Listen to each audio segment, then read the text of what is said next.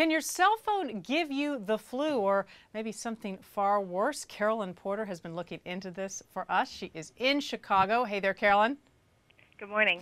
Let's talk about this. A new study showing that the cell phone, our sort of smartphone devices that we have pressed up against our faces all the time, really harbor a lot of nasty germs. What kind of diseases are doctors seeing these phones pass along?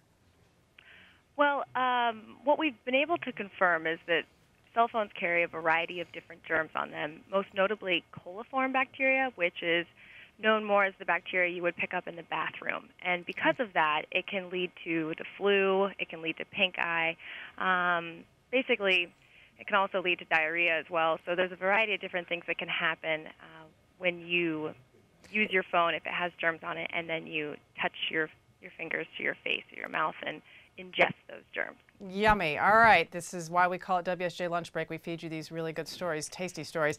Yeah. You talked to some folks in the Chicago O'Hare Airport sort of to find out what they were thinking about this and about how they use their phones. Let's see if we can hear from a few of them right now.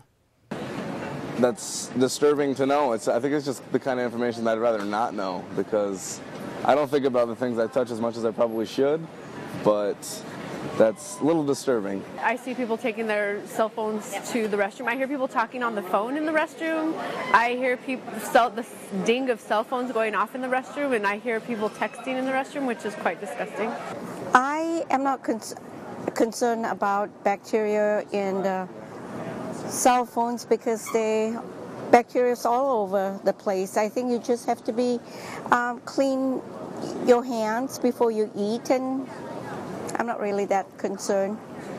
She's not really that concerned. All right, I'm actually a little more concerned than she is. I want to know about how to clean the phone, because even if you're washing your hands several times a day, you still got to pick that phone back up. It may have been laying face down somewhere. I'm wondering what we can use that won't damage the cell phone screen. Right. So when we were reporting that story, that became our question, well, what do we do about it? And what we did was we tested 4 different cleaning solutions and then found out how they did. And we looked at water, we looked at Windex, we looked at isopropyl alcohol, and then we also looked at a non-alcoholic cleaning wipe that is meant for these types of screens. And what we found was that alcohol was by far and large the most useful in taking care of all of the germs, but the problem with alcohol is that it can also damage the screen.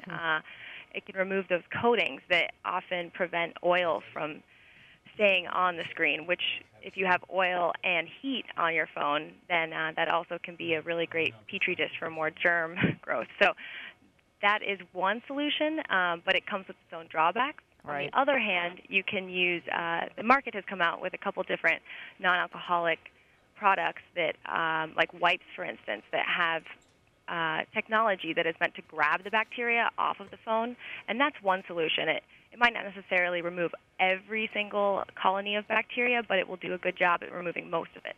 What about UV light, a UV wand? I mean, not that I necessarily want to pack that in my purse every day, but I've heard UV light can sort of kill these germs without actually damaging the screen because you're not touching the screen. That's exactly right, yeah. We talked to someone from the Geek Squad for Best Buy, and that's what they suggested. He said that customers more and more are coming in. You can buy them in really small little, almost like flashlights, like pens now, and if you run it over your phone, they say that's one way that is pretty harmless to the phone itself and can clean all of the germs.